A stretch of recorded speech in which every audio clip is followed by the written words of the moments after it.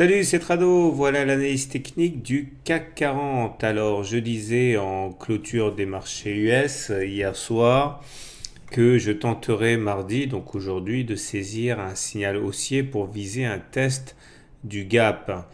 Et voilà ce qui s'est passé. Le gap a été testé, il a même été enfoncé et il reste un gap quand même assez résiduel tout en étant conséquent qui se réduit à cette zone ici en mauve et qui correspond aux vestiges du gap du Brexit, cet énorme gap qui a été progressivement refermé mais pas entièrement.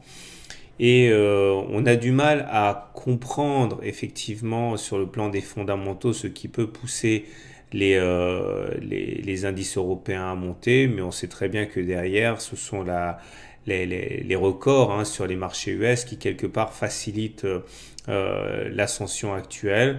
Et il serait très dangereux de s'y opposer, même si on peut trouver que l'excès d'optimisme auquel on assiste eh bien, est difficile à justifier. Il demeure que pour demain, et je reviens un petit peu plus tard, je ne vois pas d'autre solution que de viser ce plat de SSB ici, le segment orange, et on verra ce qui se passera après. En tout cas, si on referme le gap ici, eh bien, ce sera un excellent signal pour la hausse. Alors, des signaux positifs, il y en a plusieurs. Hier, le signal était le fait que nous ayons eu un croisement de MACD haussier, et ça c'était assez intéressant, c'est pour ça que j'étais assez positif aujourd'hui. Vous voyez, le MACD est passé au-dessus de son signal dans un contexte où le RSI était au-dessus de 50 et le momentum est au-dessus de 0. Bon, c'est clairement haussier. Alors j'aimerais aujourd'hui vous parler d'un autre élément qu'il faut prendre en considération, c'est le double creux en Adam et Adam. Alors j'en parle sur mon module de formation sur les doubles creux, les simples creux, les triples creux et autres oreilles de chat. Et oreilles de chat, c'est pas une blague, c'est vraiment une figure chartiste dont je parle.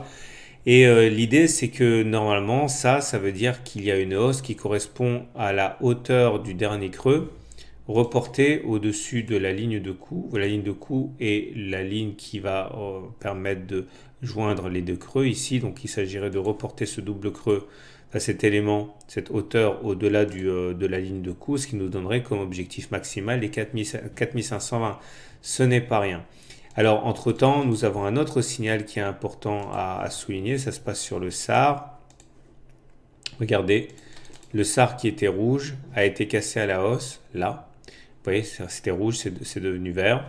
Et ça, c'est un signal aussi, puisque vous savez très bien, j'en parle souvent, qu'il est exceptionnel qu'après une cassure du SAR, on n'avait pas plus haut que lors de la cassure du SAR. La dernière fois que c'est produit, c'était là, vous voyez.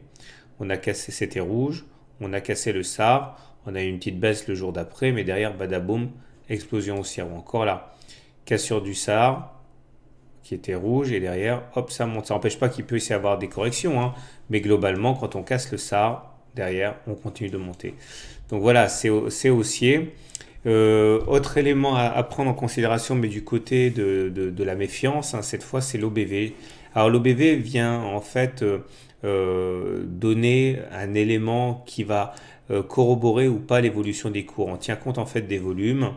Et vous voyez, il y a une divergence baissière cachée pardon, sur l'OBV, puisque vous voyez, on n'a pas fait de plus haut entre ce point-là et ce point-là sur les cours.